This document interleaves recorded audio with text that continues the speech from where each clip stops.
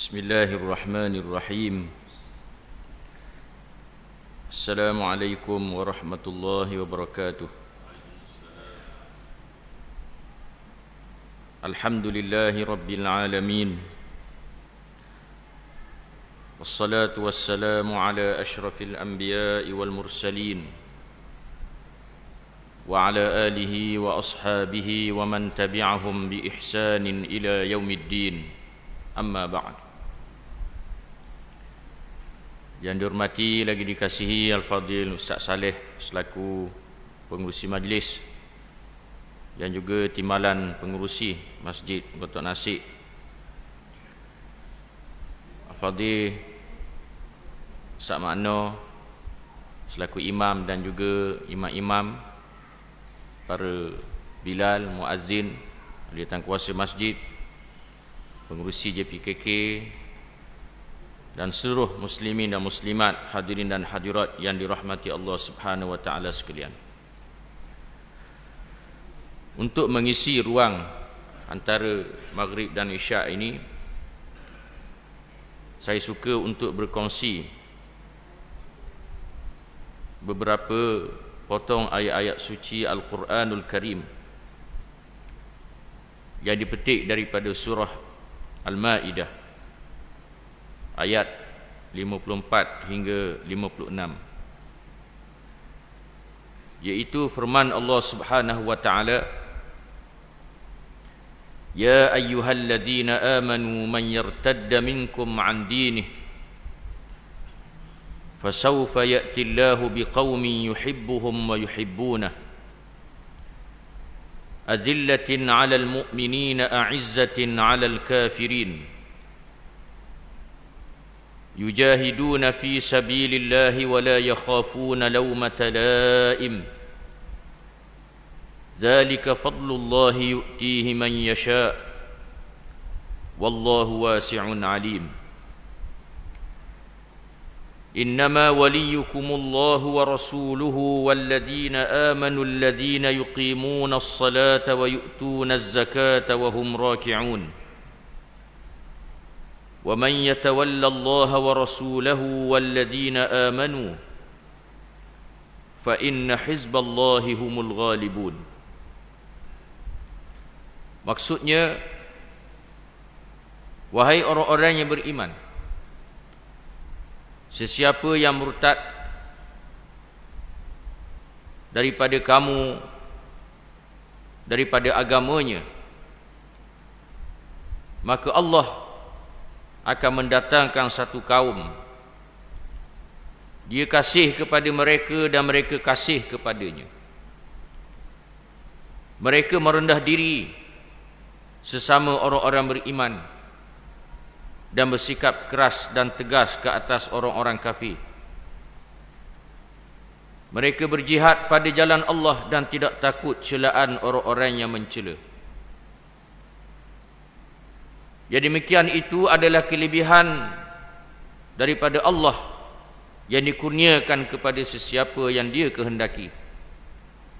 Dan Allah sangat luas ilmu pengetahuannya. Sesungguhnya wali pemimpin kamu ialah Allah dan Rasulnya dan orang-orang yang beriman.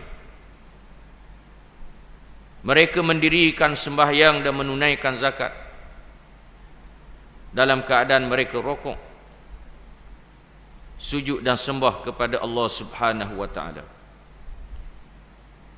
Dan sesiapa yang menjadikan wali, yakni pemimpin, hanyalah kepada Allah dan Rasulnya dan orang-orang yang beriman, sesungguhnya kumpulan Allah, merekalah yang memperoleh kejayaan. Ayat-ayat ini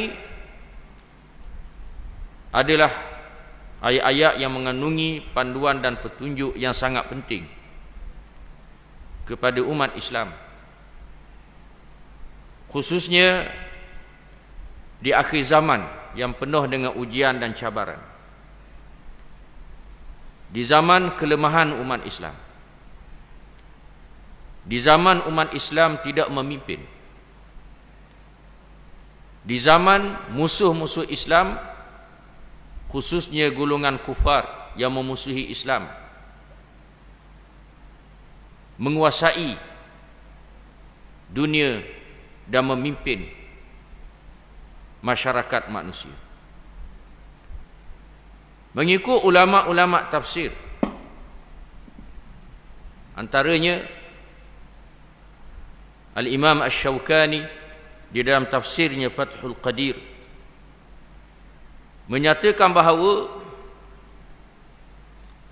ayat-ayat ini mempunyai kaitan dengan ayat-ayat sebelumnya, khususnya ayat yang ke-51 daripada surah yang sama, surah Al-Maidah.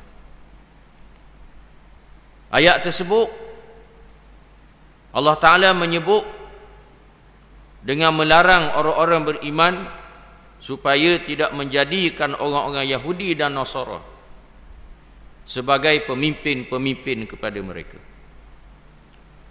Ya ayyuhalladzina amanu la tattakhidhul yahuda wan nasara awliya'a ba'duhum awliya'u ba'd. Wahai orang-orang yang beriman, jangan sekali-kali kamu jadikan orang Yahudi dan Nasara pemimpin-pemimpin, penolong-penolong, sebahagian mereka menolong sebahagian yang lain. Dalam ayat ini dan juga ayat-ayat yang kita bacakan tadi menyebut tentang kalimah al-wali. Orang Melayu kita bila sebut wali ni, wali nikah, ataupun wali yang ada keramat, tikang tok lu, boleh berjalan atas air, boleh terbang, ada karamah. Itu perbahasan yang lain. Sedangkan kalimah al-wali di dalam Al-Quran mempunyai pengertian-pengertian yang banyak. Para ulama bahasa menyatakan bahawa ia berasal daripada kalimah al-waliyu dan juga al-wala'u dan al-muwalah. Jika sekiranya digabungkan semua, memberi maksud pemimpin, penolong, pembantu dan yang seumpamanya. Maknanya orang-orang Islam mestilah memberikan ketaatan, kepatuhan, kesetiaan wala hanya kepada Allah, kepada Rasulullah dan kepada orang-orang yang beriman. Tak boleh sama sekali diberikan kepada orang-orang kafir. Justru ayat yang kita bacakan ini mempunyai sebab nuzulnya. Ya ayyuhalladzina amanu man yartadda minkum an dinih. Wahai orang-orang yang beriman, sesiapa yang murtad, berpaling daripada kamu, daripada agamanya. Sebab nuzulnya, ia diturunkan bersempena dengan peristiwa beberapa kabilah di akhir riwayat hayat Nabi sallallahu alaihi wasallam. Apabila kabilah-kabilah ini murtad, mengikut nabi-nabi palsu, seperti kabilah Banu Hanifah dan kabilah-kabilah yang lain yang mengikut nabi-nabi palsu, Musailamah al-Kadzab, Al-Insi, yang mendakwa mereka adalah nabi, sehingga sebahagian daripada mereka minta bagi dengan Nabi sallallahu alaihi wasallam. Muhammad mu ambil sebahagian, aku ambil sebahagian. Lalu Allah Ta'ala menurunkan ayat ini. Selang beberapa bulan selepas daripada itu Nabi wafat. Bila Nabi wafat, lalu ia menggoncang kerajaan Islam, menyebabkan bertambah lagi kabilah-kabilah Arab lain yang murtad. Sebahagian daripada mereka ikut nabi-nabi palsu tadi. Sebahagian lagi mereka masih mengaku Islam tapi tak nak bayar zakat. Mereka kata kami hanya bayar zakat kepada Muhammad. Sekarang Muhammad telah meninggal dunia, kami tak nak bayar zakat lagi. Lalu berlakulah peristiwa penting bila mana Sayyidina Abu Bakar As-Siddiq radhiyallahu anhu membuat satu arahan untuk memerangi mereka. Peristiwa ini peristiwa yang sangat penting dalam sejarah Islam. Kalau kita baca sejarah Sayyidina Abu Bakar As-Siddiq radhiyallahu anhu, beliau memerintah tak lama, hanya 2 tahun 3 bulan saja. Tetapi pemerintahannya sangat penting. Kerana beliau berjaya menstabilkan kerajaan Islam yang goncang selepas wafatnya Nabi sallallahu alaihi wasallam. Bila Nabi sallallahu alaihi wasallam wafat, berita tersebar sampai ke seluruh tanah Arab. Lalu berlakulah apa yang berlaku sebagaimana yang kita sebutkan tadi. Para sahabat tak boleh terima.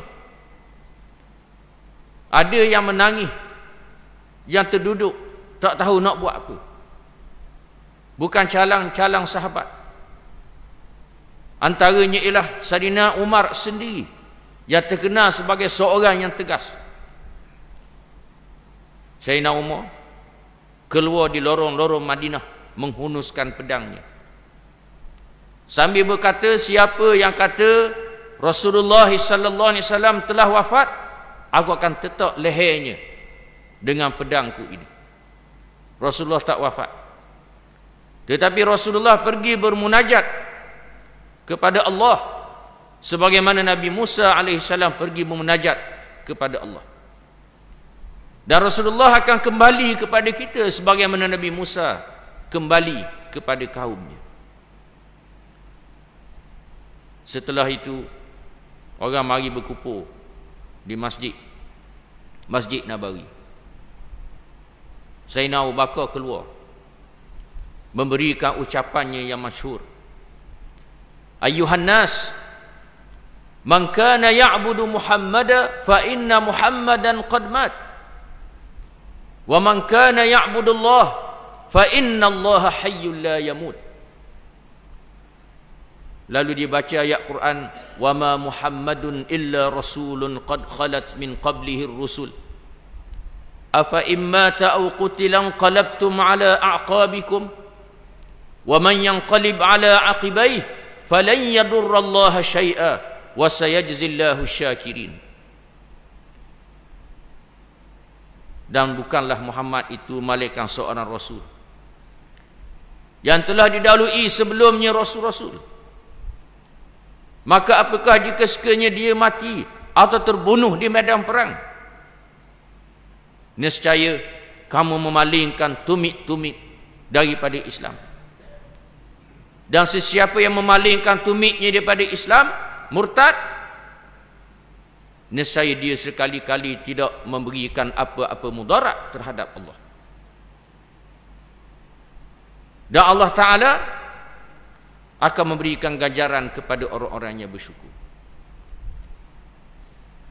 Setelah para sahabat dengar ucapan Sayyidina Abu Bakar yang kata, siapa dia yang sembah Muhammad, Muhammad telah mati. Siapa dia yang sembah Allah, Allah adalah Tuhan yang maha hidup, tidak mati. Dan baca ayat yang kita bacakan tadi. Sayyidina Umar terkejut. Semua kata seolah-olah aku baru dengar ayat ini. Padahal ayat tersebut diturunkan ketika perang Uhud.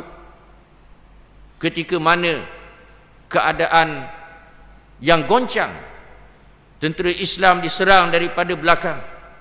Para sahabat ramai yang terbunuh, termasuk Sayyidina Hamzah radhiyallahu anhu. Sehingga berita tersebar Nabi telah terbunuh. Allah Ta'ala menurunkan ayat tersebut. Di sini menunjukkan kepada kita Sayyidina Abu Bakar adalah seorang yang alim dan faqih. Sebab tu kita kena faham, di sana ada beza abid, alim dan faqih. Abid ni orang kuat ibadat, alim orang alim, orang faqih lebih dalam lagi, dia memahami nas syarak. Sayyidina Abu Bakar seorang yang alim dan faqih, sahabat yang paling faqih. Walaupun dia seorang yang lemah lembut, tapi dia faham. Dan dia selayaknya menjadi khalifah memimpin umat Islam selepas wafatnya Nabi sallallahu alaihi wasallam. Menariknya, tarikh wafat Nabi sallallahu alaihi wasallam jatuh pada 12 Rabiul Awal. Kita baru saja sambut Maulud. Kita biasa sambut Maulud bulan Rabiul Awal. Tapi sebahagian daripada kita mungkin tak perasan, pada bulan Rabiul Awal juga Nabi diwafatkan. Maknanya kita umat Islam bergembira dengan kelahiran Rasulullah, dalam masa yang sama kita bersedih dengan kewafatan Rasulullah. Bila berita tersebut tersebar, kabilah Arab murtad ikut Nabi palsu ataupun tak nak bayar zakat, mereka memberontak. Lalu Sayyidina Abu Bakar ambil tindakan tegas, mengisytiharkan perang ke atas mereka. Para sahabat pening pula, macam mana ni kalau isytihar perang kepada puak Nabi palsu? Hak tu jelas, kerana Nabi sebut tidak ada lagi Nabi selepas Rasulullah. Siapa dia mengaku jadi Nabi selepas Rasulullah, dia kafir, terkeluar daripada Islam. Hak tu jelas. Tapi hak bayar zakat, hak tak nak bayar zakat ni, hak ni mereka jadi keliru, kerana mereka masih lagi sembahyang. Sayyidina Abu Bakar hantar spy para sahabat untuk pergi siasat di kampung-kampung mereka. Lalu mereka balik hantar berita, kami dengar mereka baca Quran, melaungkan azan. Tiba-tiba Sayyidina Abu Bakar isytihar perang juga kepada puak ini. Di sini kefahaman Sayyidina Abu Bakar dari segi siasat syariah untuk menyelamatkan kerajaan Islam yang goncang. Sayyidina Abu Bakar isytihar perang. Dan di sini juga kefaqihan Sayyidina Abu Bakar tentang jihad. Sebab itulah dalam jihad ni ada fiqh. Bukan saja dalam ibadat ada fiqh. Dalam ibadat pula ada fiqh semayang, ada fiqh puasa, ada fiqh zakat, ada fiqh haji. Dalam muamalat ada fiqh muamalat. Dalam hukuman jenayah ada fiqh jenayah. Dalam nikah kahwin ada fiqh munakahat. Dalam jihad pun ada fiqh jihad. Jihad ni bukan sahaja berperang di medan perang. Jihad konsepnya sangat luas. Jihad dengan erti kata berperang dengan medan perang ada fiqhnya. Jadi bila Sayyidina Abu Bakar isytihar perang, lalu para sahabat mempersoalkan arahan beliau. Kemudian Sayyidina Abu Bakar dengan tegas menyatakan, wallahi law mana'uni iqalan kanu yu'addunahu fi zamani Rasulillah sallallahu alaihi wasallam laqataltuhum. Demi Allah, jika sekiranya mereka enggan membayar tuntutan agama dari sudut harta benda walaupun nilainya seutas tali unta, nescaya aku perangi mereka. Lalu Sayyidina Umar mengikut arahan dan mengerti dan mengakui kefaqihan Sayyidina Abu Bakar radhiyallahu anhu. Dihantar bala tentera Islam. Dan Sayyidina Abu Bakar berpesan kepada mereka, perang dengan puak yang mengaku jadi Nabi lain dengan perang yang puak tak bayar zakat. Mereka yang tak bayar zakat ni golongan pemberontak, tak nak ikut arahan kerajaan Islam. Kalau mereka lari, jangan kejar. Harta mereka jangan dirampas. Ini fiqh dalam peperangan. Seorang ulama daripada Syria mengarang kitab Fiqhul Jihad, Al-Jihad wal Qital fi Siyasati Syar'iyyah. Jihad dan berperang dalam politik Islam. Juga almarhum Asy-Syaikh Al-Qardawi yang baru meninggal baru-baru ni mengarang satu kitab Fiqhul Jihad, Fiqh Jihad. Kerana dia nak memberi kefahaman kepada umat Islam yang hari ini, khususnya orang-orang muda yang semangat lebih ni. Semangat tu bagus, tapi semangat itu mestilah dibimbing dengan ilmu pengetahuan. Kalau semangat saja, jadi punah. Bukan saja dalam masalah berjuang, dalam masalah ibadat pun sama. Contohnya berlaku zaman Nabi. Ada beberapa orang sahabat bercakap sesama mereka. Yang seorang ni kata, siapa dia lah kita ni nak banding dengan Rasulullah. Aku nak semayang malam, tak mau tidur sampai ke subuh. Yang kedua kata, siapa dia lah kita ni nak berbanding dengan Rasulullah. Aku nak berpuasa sepanjang tahun, tak ada hari untuk rehat. Yang ketiga kata, siapa dia lah kita ni nak banding dengan Rasulullah. Aku nak menghabiskan masa beribadah kepada Allah, tak nak berkahwin. Rasulullah pun dengar. Rasulullah keluar dan Rasulullah beritahu, aku dengar orang ni kata gini, kata gini. Rasulullah bersabda, aku ni manusia yang paling mulia. Aku semayang malam, time ngantuk aku tidur. Aku berpuasa, ada hari aku tak berpuasa. Aku berkahwin dengan perempuan-perempuan. Maknanya takkanlah mu ni nak buat lebih pada aku. Aku ni manusia paling mulia. Maknanya di sini Rasulullah nak beritahu kepada umatnya, kalau semangat saja termasuk dalam ibadah, bahaya tanpa dibimbing oleh ilmu pengetahuan. Sebab tu kita wajib mengaji. Bab-bab ibadat dan seterusnya kita kena belajar. Kurangkannya fardu ain. Jadi kalau semangat saja, jadi punah ganda. Kalau kita pakai akal saja semangat, tak? Sebagai contohlah, kalau kita pakai akal saja semangat nak buat ibadat. Kalau kita musafir, tak payah ambil rukhsah. Ambil rukhsah apa? Jamak qasar. Baik, semayang penuh kita kan gagah. Tapi Rasulullah ajar kita ambil rukhsah. Boleh pahala ambil rukhsah. Kalau tak ambil rukhsah tu tak boleh pahala. Itu penting kita belajar. Jadi samalah juga dalam masalah jihad, perjuangan. Mestilah dibimbing dengan ilmu pengetahuan. Masalah hari ini, sebahagian daripada orang muda yang semangat ini nak berjuang, sehingga sama-sama orang Islam pun mereka pergi perang. Masjid pun mereka pergi lutut, sebagaimana yang kita dengar berita di negara-negara Arab sana. Bunuh sama-sama orang Islam, tak ada faedah. Padahal dari segi fiqh jihad tidak begitu. Di sini Sayyidina Abu Bakar menjelaskan kepada kita tentang fiqh jihad. Sebab tu ulama kata dalam masalah berperang ini di sana ada beza. Yang disebut dengan jihad talab dengan jihad ad-difa'.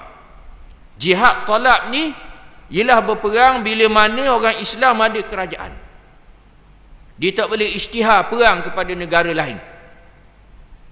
Malaikat orang Islam kena ada kerajaan. Sebab tu Usamah bin Laden bila dia isytihar perang kepada Amerika, ni silap dari segi fiqh jihad. Dia sebagai individu tak boleh isytihar jihad kepada negara orang lain. Walaupun negara itu kafir, negara itu buat jahat kepada orang Islam, tak boleh. Salah dari segi fiqh jihad. Maka dia membawa fitnah. Soal salah dia tu kita kena terang. Tapi dia mati sebagai orang Islam, mudah-mudahan Allah Ta'ala ampunkan dosa dia. Salah dari segi fiqh jihad. Sebab tu Sayyidina Abu Bakar ajar kita tentang fiqh jihad. Di sana ada jihad talab, di sana ada jihad difa'. Jihad talab ni orang Islam kena ada kerajaan dulu baru boleh isytihar perang kepada negara lain. Itu pun ada syarat-syarat batas-batasnya. Sebab tu Nabi dah isytihar perang masa Nabi duduk Mekah. Kerana masa tu tak ada lagi negara Islam. Bila Nabi berhijrah ke Madinah, barulah Allah Ta'ala menurunkan ayat-ayat tentang perang. Kerana masa itu Islam sudah ada kerajaan, sudah ada kekuatan. Adapun jihad difa', ini jihad untuk mempertahankan diri. Ini lain cerita. Ulama kata kalau jihad talak yang pertama tadi hukumnya fardu kifayah. Adapun jihad difa' kerana mempertahankan diri, mempertahankan negara dan tanah air, hukumnya fardu ain. Iaitu apabila musuh menceroboh negara orang Islam, macam di Palestin. Maknanya rakyat Palestin saja wajib berjihad, berperang. Adapun kita orang Islam lain kena bantu cara lain, mengikut keadaan kesesuaian negara masing-masing. Itu perbahasan lain. Seterusnya berlakulah peperangan tersebut dan akhirnya orang Islam menang. Negara Islam berada dalam keadaan stabil. Ayat yang kita bacakan ini mengikut ulama-ulama tafsir, fasawfa ya'tillahu biqaumin. Wahai orang beriman, jangan kamu murtad. Dan siapa dia yang murtad, Allah Ta'ala akan bawa kaum lain yang menggantikan mereka. Mengikut Profesor Hamka dalam tafsirnya, tafsir Al-Azhar, maksud kaum di sini, golongan ini ialah para sahabat yang dipimpin oleh Sayyidina Abu Bakar. Itu selepas wafatnya Rasulullah, cerita yang kita sebutkan tadi. Ini yang dimaksudkan dengan kaum di sini. Mereka inilah kaum ini. Mereka inilah golongan ini yang meneruskan perjuangan Rasulullah sallallahu alaihi wasallam. Maknanya Allah Ta'ala nak beritahu walaupun Rasulullah telah wafat, meninggal dunia, perjuangan mesti diteruskan.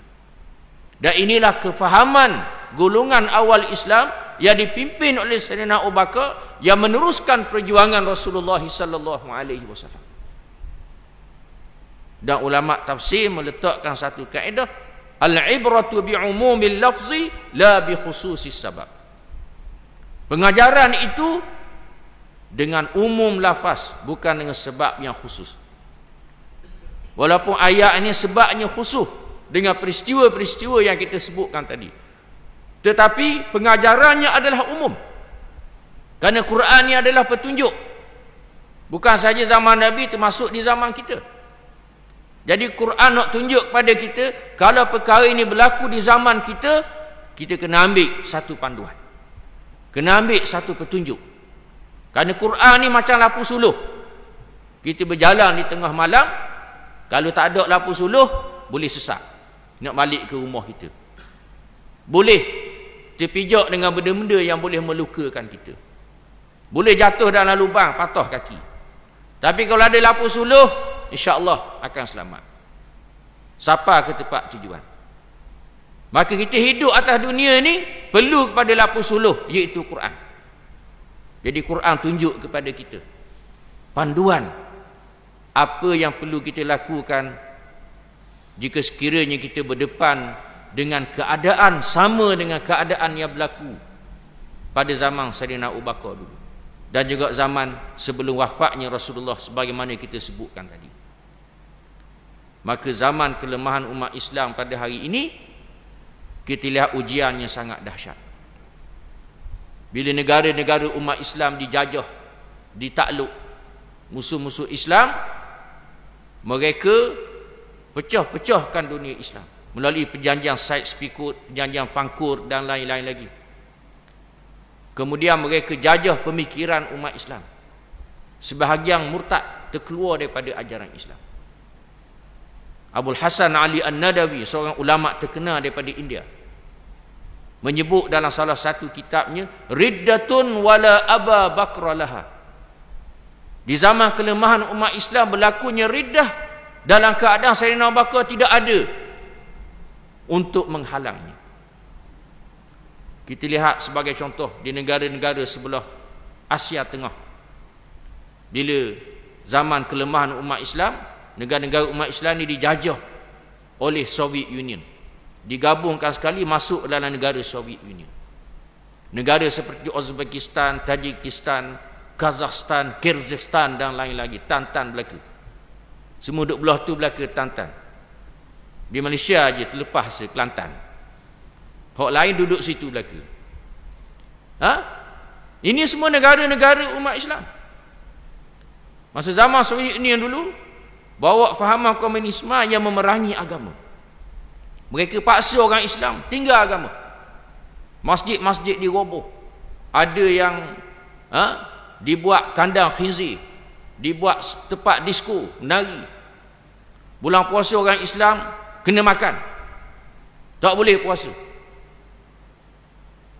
Sehingga berlakulah keadaan yang kita sebutkan tadi.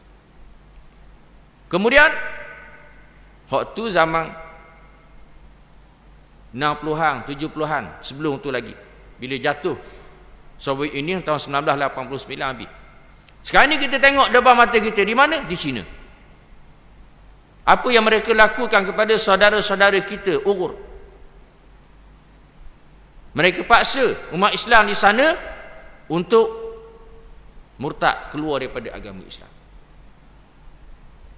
Dan juga di sebelah Eropah Timur, zaman komunisme dulu. Saya ada pengalaman sikit, pernah pergi di situ sekitar tahun 2003, melawat beberapa buah negara, antaranya negara Albania. Negara Albania ni majoriti Islam. Saya pergi, kemudian tinggal di satu hotel. Kita tahulah orang Islam belaka.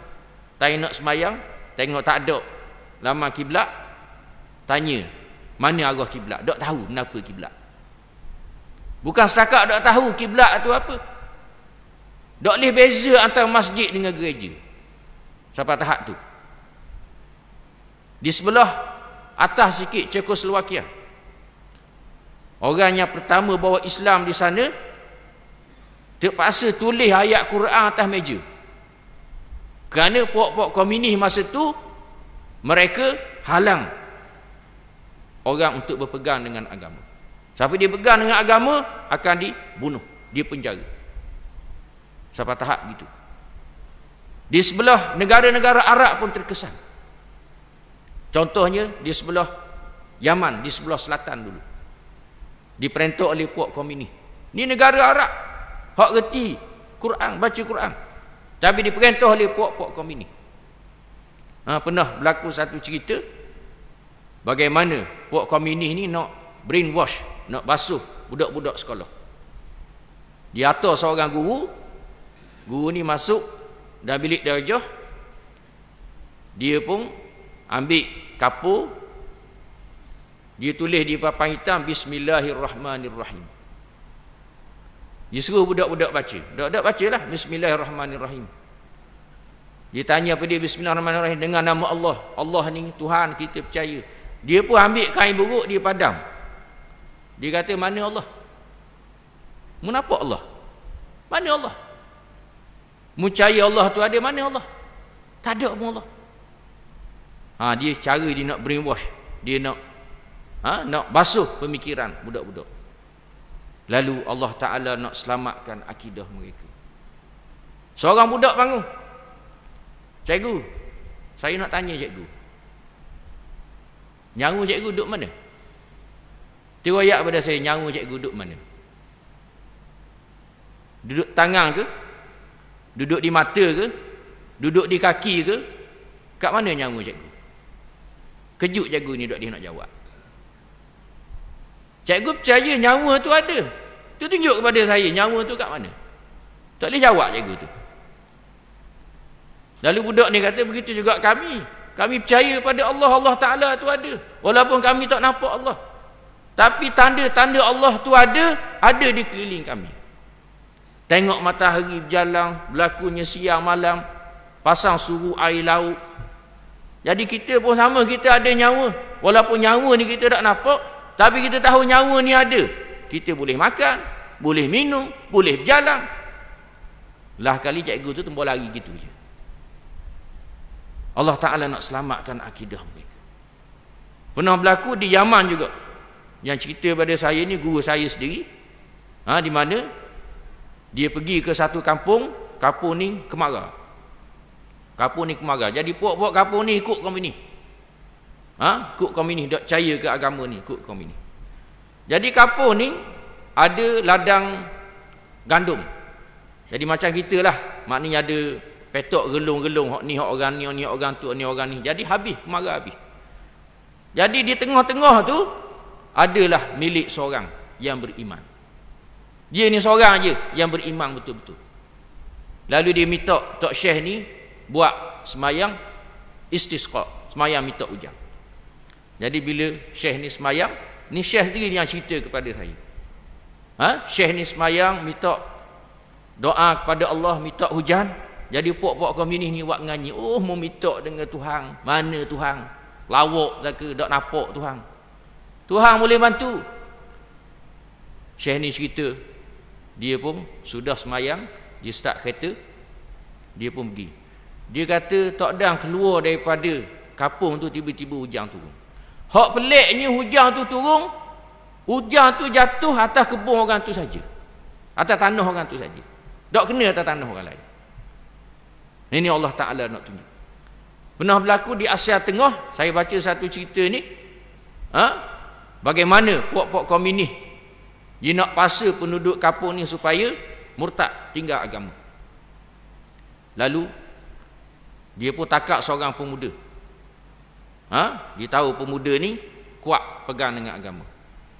Dia kata, mung percaya ke Tuhan? Mana Tuhan? Tuhan tak boleh tolong. Mung tengok tu lori depan tu, pergi start lori tu. Pergi start lori tu. Pemuda ni pun doa pada Allah. Dia pun ambil kunci, pergi start lori tu. Tiba-tiba hidup lori tu. Kejut puak-puak komunis ni. Rupanya lori tu tak ada enjin. Enjin tak ada. Tapi lepas dia tu tak tahu berlaku apa. Tapi rekah ceritanya Allah Ta'ala nak tunjuk. Ini fitnah yang berlaku di zaman kelemahan umat Islam. Berlakunya riddah. Tapi Islam tidak boleh dihapuskan. Islam tidak boleh dipadamkan. Islam terus hidup. Lahirnya para ulama, para pejuang yang berjuang untuk menyedarkan umat Islam. Di mana sifat-sifat mereka yang disebut dalam ayat ini. Sifat-sifat ini ada kepada golongan awal Islam, kepada Sayyidina Abu Bakar dan para sahabat, dan sifat-sifat ini ada di sepanjang zaman. Kumpulan ini akan ada di sepanjang zaman. Sehinggalah dunia ini ditamatkan oleh Allah. Yang pertama, Allah Ta'ala kasih pada mereka. Kerana mereka buat kerja ikhlas kepada Allah. Kerana Allah nak pahala, nak ganjaran. Yang kedua, yuhibbunahumullah, yuhibbunallah. Mereka ini yuhibbunahu, yakni yuhibbunallah. Mereka ini kasih kepada Allah. Mereka yakin janji-janji Allah. Adillatin 'alal mu'minin, a'izzatin 'alal kafirin. Mereka ini lemah lembut, rendah diri kepada orang Islam, orang beriman, dan mereka tegas kepada orang-orang kafir. Dengan orang Islam bertolak ansur, dengan orang kafir tegas. Dan yang terakhir, mereka ini berjihad pada jalan Allah dan tidak takut celaan orang-orang yang mencela. Inilah golongan yang dipelihara oleh Allah yang akan ada di sepanjang zaman. Panduan daripada Al-Quran yang mesti kita jadikan pedoman, khususnya di zaman yang penuh dengan ujian dan cabaran ini. Jadi saya rasa itulah yang saya nak sebut, 2-3 perkara pada malam ini, mengambil beberapa pengajaran daripada ayat-ayat yang kita bacakan tadi. Mudah-mudahan Allah Ta'ala beri manfaat. Allah Ta'ala jaga dan pelihara kita semua. Wallahu alam. Assalamualaikum warahmatullahi wabarakatuh.